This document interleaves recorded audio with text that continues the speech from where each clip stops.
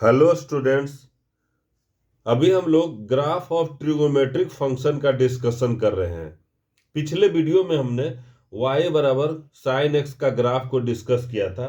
इस वीडियो में हम y बराबर कॉस एक्स का ग्राफ को डिस्कस करेंगे।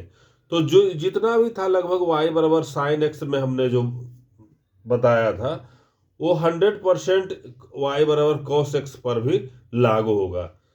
सिर्फ जो है इसका भी जो है वो डोमेन जो रहेगा एक्स का जो इनपुट रहेगा, हमने जैसे y बराबर कॉस एक्स में हमने देख एक्स जो इनपुट है, ये इसका भी इनपुट जो है वो रियल नंबर रहेगा या माइनस इन्फिनिटी से प्लस इन्फिनिटी तक रहेगा।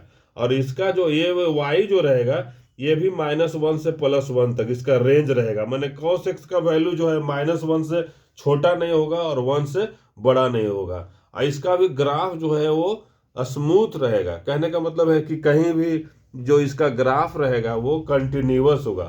ये इसका ग्राफ जो है वो कंटिन्यूअस रहेगा। इसका ग्राफ जो है वो कंटिन्यूअस रहेगा, कंटिन्यूअस ग्राफ रहेगा, जिस तरह से साइन एक्स का ग्राफ था। तो हम जैसे इसमें भी मतलब कि कुछ वैल्यू लेते हैं। जैसे हमने ये लिया था एक्स है तो y बराबर यहाँ कॉस एक्स हो जाएगा। एक हमने एक्स लिया तो y बराबर कॉस एक्स है, तो हम कुछ कुछ वैल्यू लेते हैं। मतलब कि देखिए इस तरह से हम कुछ वैल्यू लेते हैं यहाँ पर।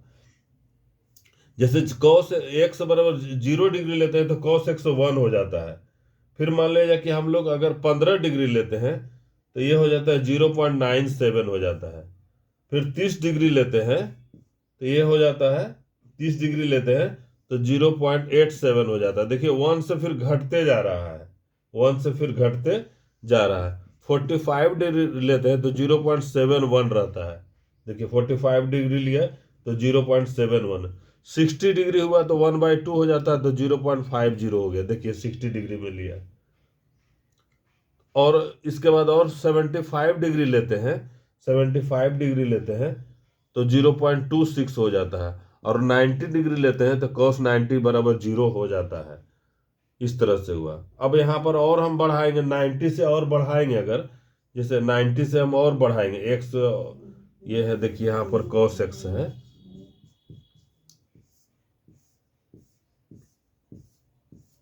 90 से हम और बढ़ाएंगे। जैसे हमने किया कि 105 डिग्री लिया है तो 105 लेंगे तो फिर 0.26 हो जाएगा। देखिए ये 0 था तो फिर घट बढ़ने लगा, 0.26 हो गया। 120 डिग्री लेंगे, 120 डिग्री लेंगे तो फिर मेरा हो जाएगा ये 0.50 हो जाएगा। फिर 135 लेंगे, 135 लेंगे तो 0.71 हो जाएगा। देखिए 135 लिया, 135 के बाद में फिर और लेंगे अगर हम ये जो 150 डिग्री लेंगे, 150 डिग्री लेंगे तो इससे बढ़ करके हो जाएगा 0.87 हो गया। देखिए 0.71 से बढ़ के 0.87 हो गया। फिर 165 लेंगे अगर तो मेरा हो जाएगा वैल्यू 0.97। और फिर अगर 180 डिग्री लेंगे, ये देखिए 180 डिग्री लिया हमने तो ये हो जाएगा फिर -1 हो जा रहा है यहाँ पर। कहने का मतलब है कि ये 0 से 90 डिग्री में देखिए 1 से घटते घटते 0 हो गया।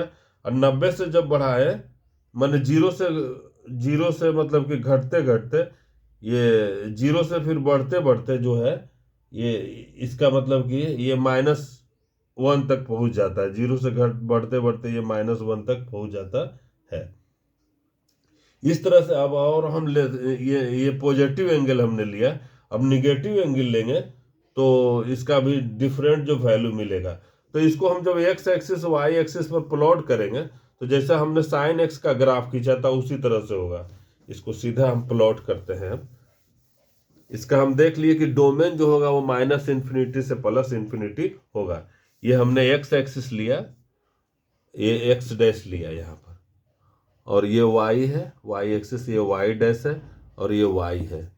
यहाँ पर हम y बराबर cos x का ग्राफ खींच रहे हैं।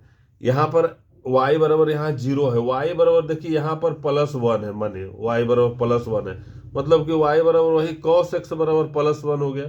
और ये y बराबर देखिए यहाँ पर -1 है, ये है cos x बराबर यहाँ पर -1 होगा।